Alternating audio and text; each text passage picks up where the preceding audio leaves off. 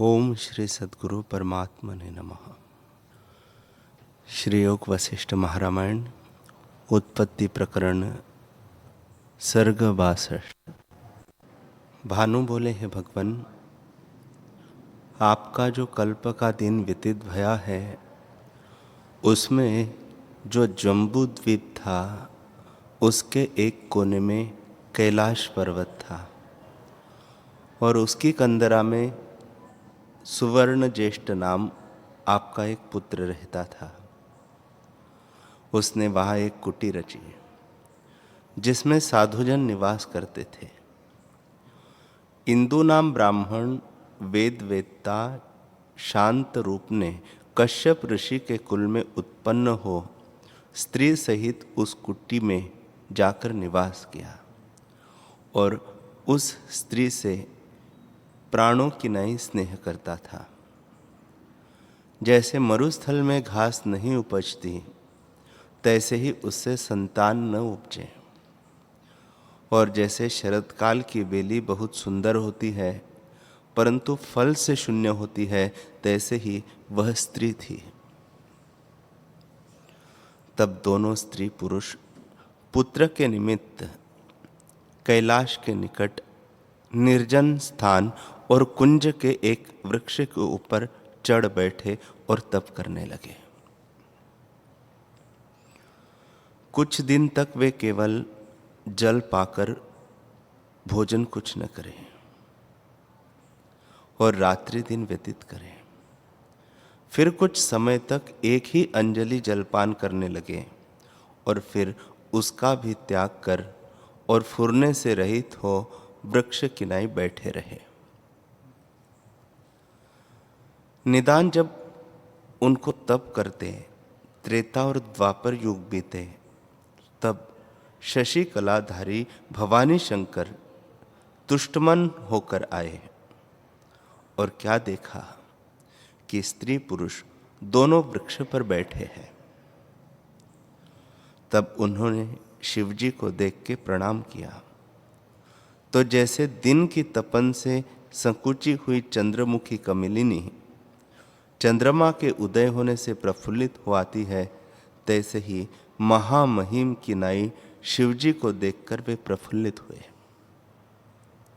मानो आकाश और पृथ्वी दोनों रूप धर के आन खड़े हुए हैं। ऐसे भवानी शंकर ने उस ब्राह्मण से कहा, हे ब्राह्मण, मैं तुझ पर तुष्ट हुआ। जो कुछ तुझको वांछित वर है सो तू मांग।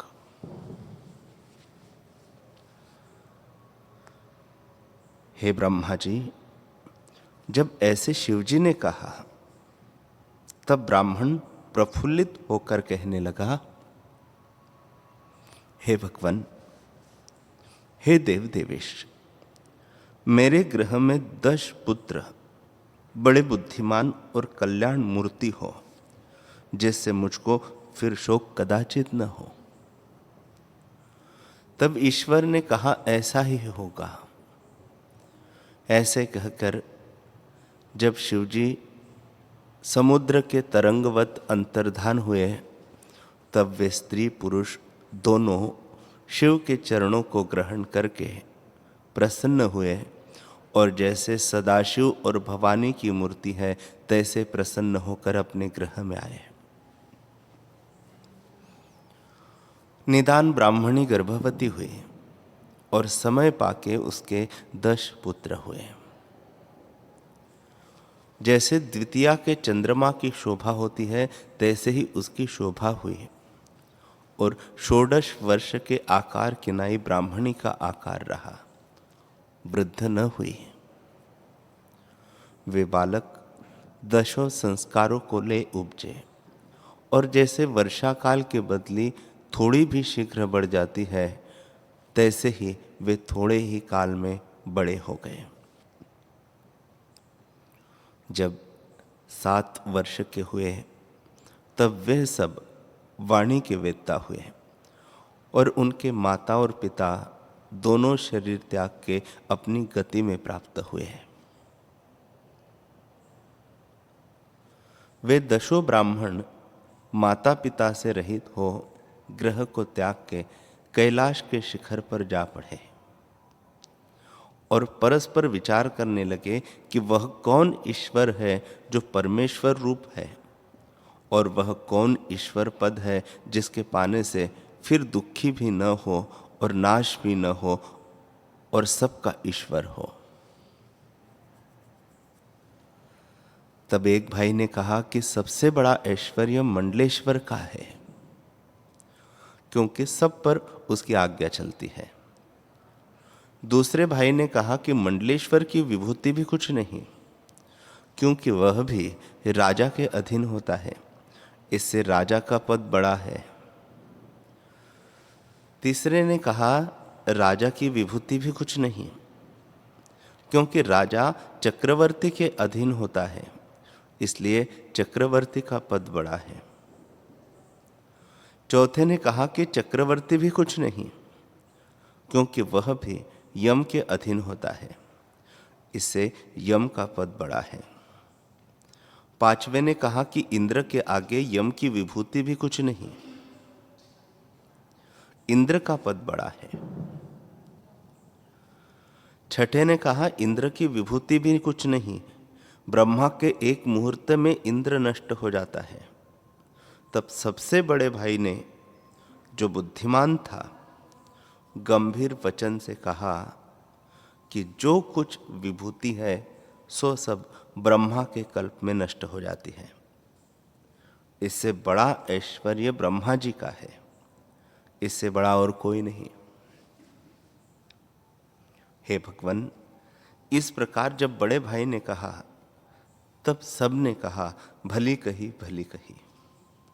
फिर सब ने बड़े भाई से कहा, हे तात, जो सबका दुख नाश करता और जगत पूज्य ब्रह्म पद है,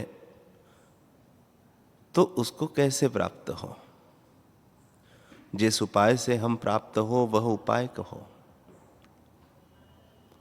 उसने कहा, हे भाइयों, सब भावनाओं को त्याग करो और यह निश्चय करो कि हम ब्रह्मा हैं और पद्मासन पर बैठे हुए हैं। सब सृष्टि के कर्ता और सबकी पालना और संहार करता हम ही हैं, और जो कुछ जगत जाल है उसका आश्रयभूत हम नहीं। सब सृष्टि हमारे अंग में स्थित है। जब हम ऐसा निश्चय और सजाती भावना धर के बैठेंगे तब हमको ब्रह्मा का पद प्राप्त होगा। हे भगवान, जब इस प्रकार बड़े भाई ने कहा तब छोटे भाइयों ने कहा, हे तात, तुमने यथार्थ कहा। जैसे तुमने कहा है तैसे ही हम करते हैं। ऐसा कहकर सब ध्यान में स्थित हुए और जैसे कागज पर मूर्ति लिखी होती है तैसे ही दशों ध्यान में स्थित हुए। मन में हर एक ने यही चिंतवन किया कि मैं ब्रह्मा हूं, कमल मेरा आसन है, मैं सृष्टिकर्ता और भोक्ता हूं और महेश्वर भी मैं ही हूं। सांगोपांग जगत कर्म मैंने ही रचे हैं। सरस्वती और गायत्री सहित वेद मेरे आगे आ खड़े हैं और इस लोकपाल और सिद्धों के मंडलों को पालने वाला भी मैं ही हूं। स्वर्ग, भूमि, पाताल, पहाड़, नदियां और समुद्र सब मैंने रचे हैं और महाबाहु वज्र को धारने वाला और यज्ञों का भोक्ता इंद्र मैं ही हूं, मैंने ही रचा है।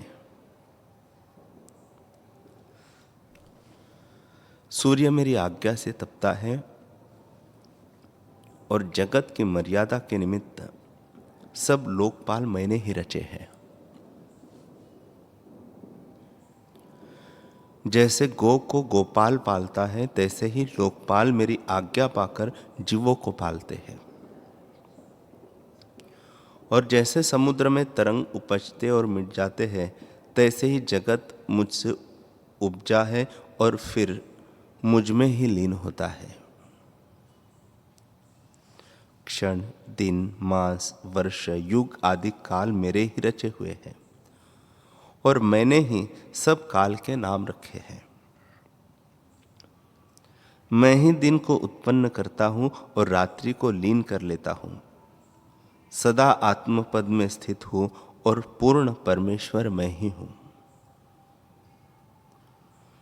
हे ब्रह्मा जी, इस प्रकार वे दशों भाई भावना धारण कर बैठे रहे, मानो कागज पर मूर्ति लिखी छोड़ी हो। भानु बोले, हे भगवान, इस प्रकार इंदु के दशों पुत्र पितामह की भावना धारण करके बैठे और जैसे जेठ आषाढ़ में कमल के पत्र सूख कर गिर पड़ते हैं, तैसे ही उनकी देह धूप और पवन से सूख कर गिर पड़ी। तब वनचर उनके शरीरों को आपस में खींचकर भक्षण कर गए। जैसे वानर फल पकड़ते हैं और विदारण करते हैं, तैसे ही इनके देह वे विदारण करने लगे, तो भी उनकी वृत्ति ध्यान से छूट के बाह्य देहादिक अभ्यास में न आई, ब्रह्मा की भावना में ही लगी रही।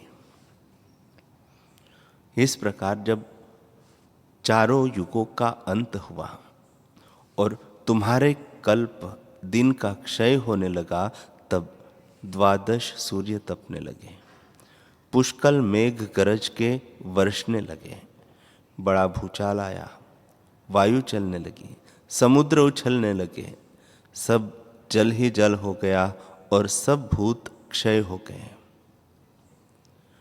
जब सबको संभार करके रात्रि को वे आत्मपद में स्थित हुए, तब उनके शरीर भी नष्ट हो गए और पुर्यष्टक आकाश में आकाश रूप होके ब्रह्मा के संकल्प को लेकर तीव्र भावना के वश से दशों सृष्टि सहित भिन्न भिन्न अपनी अपनी सृष्टि के 10 ब्रह्मा हुए।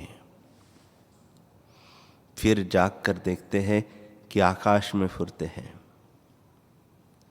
हे भगवान, उन 10 ब्राह्मणों के चित्त आकाश में ही सब सृष्टि स्थित है। उन 10 ब्राह्मणों के चित्त आकाश में ही सब सृष्टि स्थित है। उन 10 सृष्टियों में से एक सृष्टि का सूर्य मैं हूं। आकाश में मेरा मंदिर है और क्षण, दिन, पक्ष, मास और युग मुझे से होते हैं। इस क्रिया में मुझको उन्होंने लगाया है।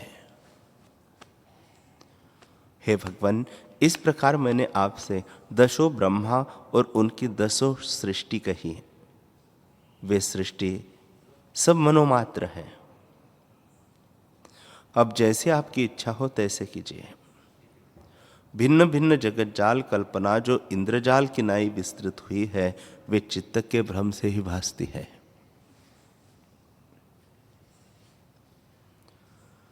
इतना कहकर ब्रह्मा जी बोले, हे ब्राह्मण, ब्रह्मवेत्ताओं में श्रेष्ठ इस प्रकार ब्रह्मा के सूर्य ब्रह्मा से कहकर जब तृष्णिम हुए, तब उनके वचनों को विचार कर मैंने कहा, हे भानु, तुमने सृष्टि 10 कही, अब मैं क्या रचूं? यह तो 10 सृष्टि हुई है और 10 ब्रह्मा है। अब मेरे रचने से क्या सिद्ध होगा? हे मुनीश्वर, जब इस प्रकार मैंने कहा, तब सूर्य विचार कर बोले, हे प्रभो, आप तो निरीक्षित है, आपको सृष्टि रचने में कुछ इच्छा नहीं। सृष्टि की रचना आपको विनोद मात्र है, किसी कामना के निमित्त नहीं रचते हैं। आप निष्काम रूप है। जैसे जल में सूर्य का प्रतिबिंब होता है और जल बिना प्रतिबिंब की कल्पना नहीं होती, तैसे ही संवेदन करके आपसे सृष्टि की रचना होती है। अज्ञानी को आप सृष्टिकर्ता भासते हैं, पर आप तो सदा ज्यों के त्यों निष्क्रिय रूप है। हे भगवान, आपको शरीर आदि की प्राप्ति और त्याग में कुछ द्वेष नहीं और उत्पत्ति और संहार की आपको कल्पना नहीं। लीला मात्र आपसे सृष्टि होती है। जैसे सूर्य से दिन होता है और सूर्य के अस्त होने से दिन लय हो जाता है, पर सूर्य असंसक्त रूप है, तैसे ही आप में संवेदन के फुरने से सृष्टि होती है और संवेदन के अस्फुर हुए सृष्टि का लय होता है, पर आप सदा अनासक्त है।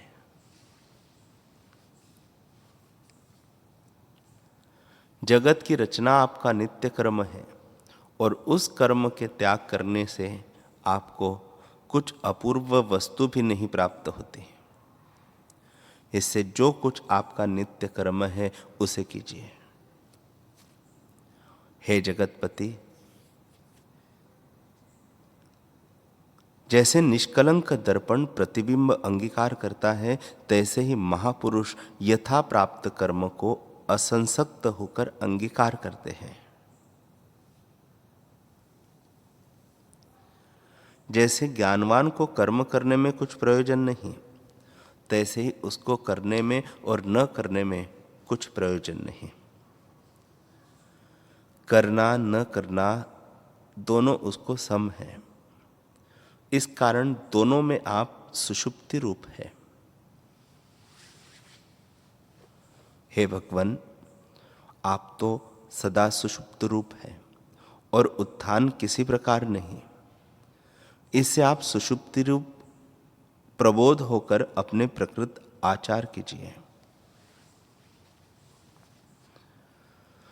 जो हिंदू ब्राह्मणों के पुत्रों की सृष्टि देखो, तब भी विरुद्ध कुछ नहीं। जो ज्ञान दृष्टि से देखो तो एक ही अद्वैत ब्रह्म है और कुछ नहीं बना। और जो चित्त दृष्टि से देखो तो संकल्प रूप अनेक सृष्टि फुरती है, उसमें आस्था करनी क्या है। जो चर्म दृष्टि से देखो तो आपको सृष्टि भासती ही नहीं। उनके साथ आपको क्या है। उनकी सृष्टि उन्हीं के चित्त में स्थित है और उनकी सृष्टि आप नाश भी न कर सकोगे, क्योंकि जो इंद्रियों से कर्म होता है वह नष्ट हो सकता है, परंतु मन के निश्चय को कोई नष्ट नहीं कर सकता।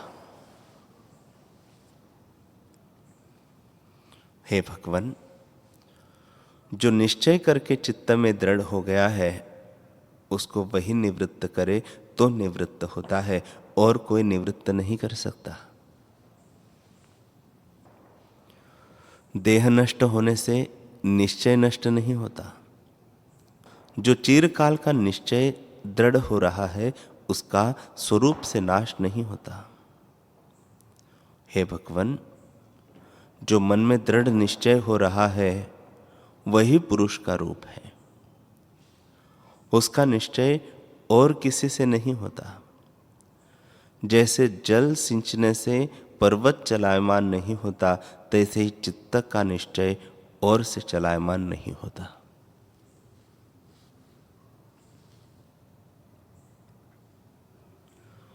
भानु बोले, हे देवेश,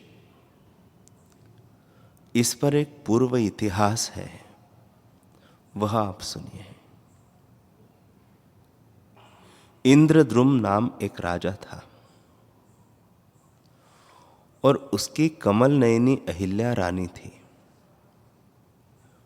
उसके नगर में इंद्र नामक एक ब्राह्मण का पुत्र बहुत सुंदर और बलवान रहता था। एक समय उस रानी ने पूर्व की अहिल्या गौतमी की स्त्री और इंद्र की कथा सुनी।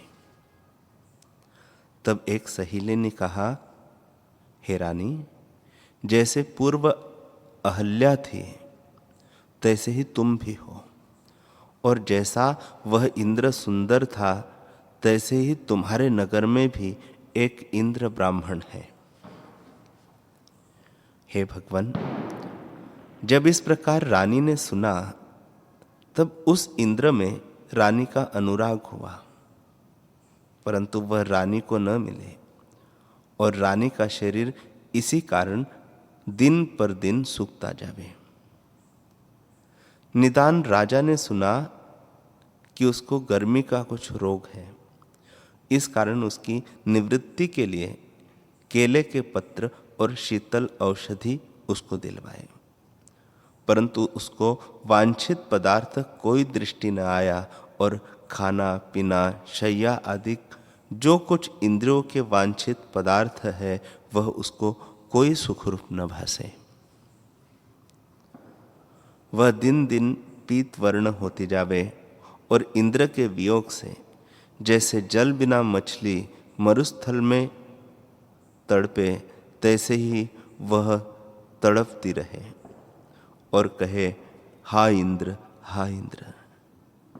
निदान जब उसने लोक लाज त्याग दी और इंद्र में उसका बहुत स्नेह बढ़ गया, तब विचार कर एक सखी ने कहा, हे रानी, मैं ब्राह्मण को ले आती हूं। यह सुन रानी सावधान हुई और जैसे चंद्रमा को देख के कमलिनी खिलाती है तैसे वह खिलाई।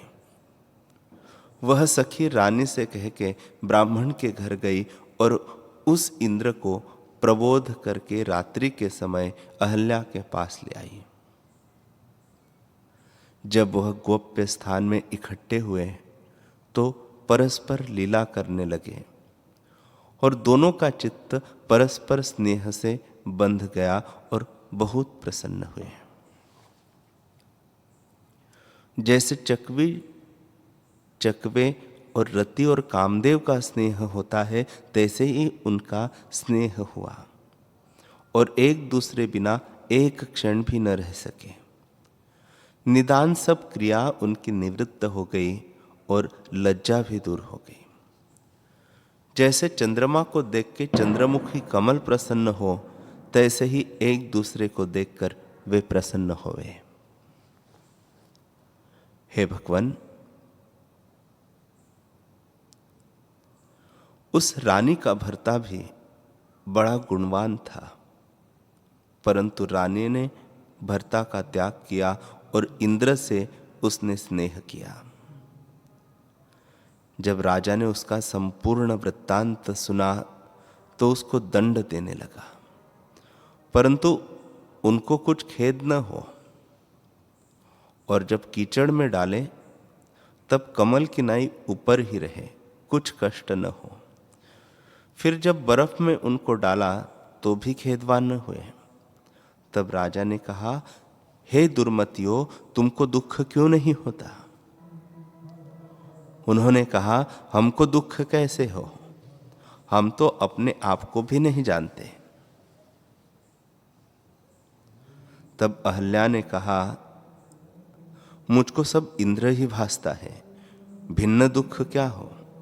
इंद्र ने कहा, मुझको सब अहल्या ही भासती है, भिन्न दुख कहाँ है?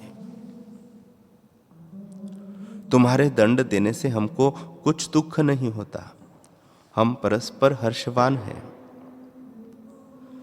तब राजा ने उनको बांधकर अग्नि में डाल दिया तो भी वह न जले और फिर हाथी के चरणों तले डलवा दिए गए तो भी उनको कुछ कष्ट न हुआ।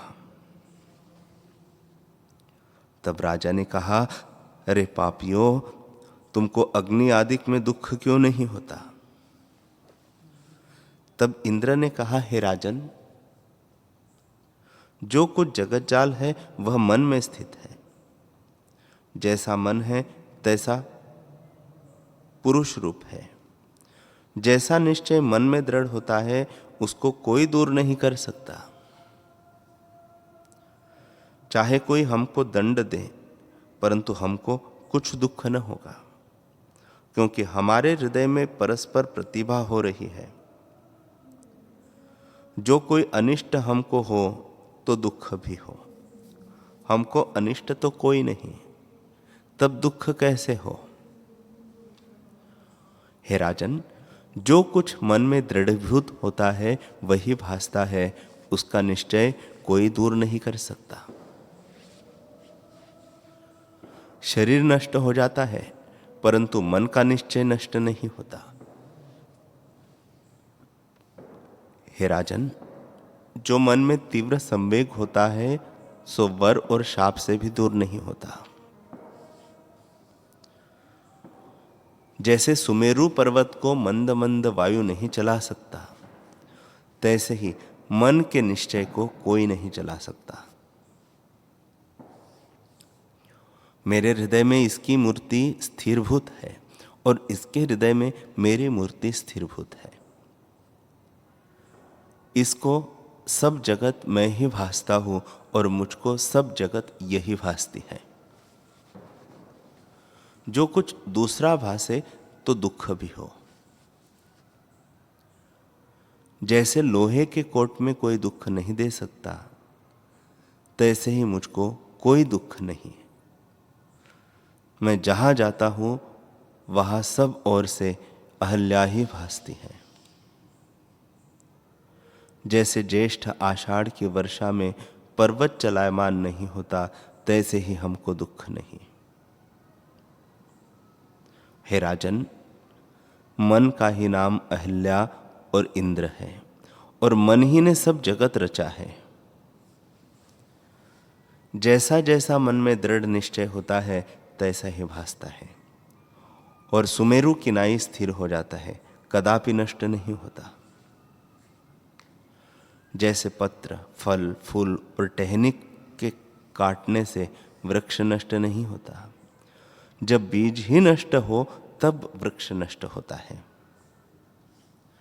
तैसे ही शरीर के नष्ट होने से मन का निश्चय नहीं नष्ट होता।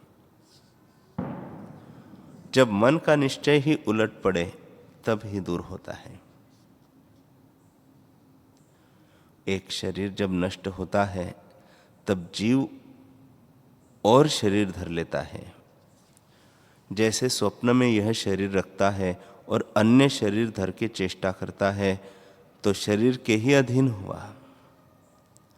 तैसे ही शरीर के नष्ट हुए मन का निश्चय दूर नहीं होता। जब मन नष्ट होता है तब शरीर के होते हुए भी कुछ क्रिया सिद्ध नहीं होते। इससे सबका बीज मन ही है।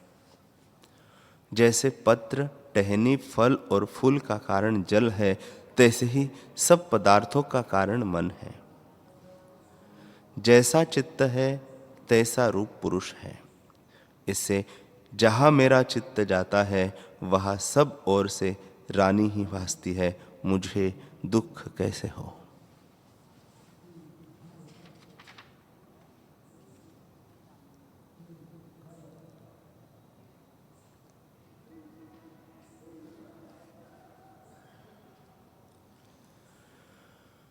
हरि ओम।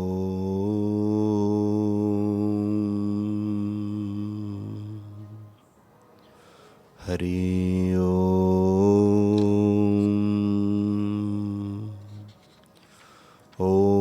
सहना भवतु सहनौ भुनक्तु सह वीर्यं करवावहे तेजस्विनावधीतमस्तु मा विद्विषावहे। ओम शांति शांति शांति। श्री सद्गुरुदेव भगवान की जय।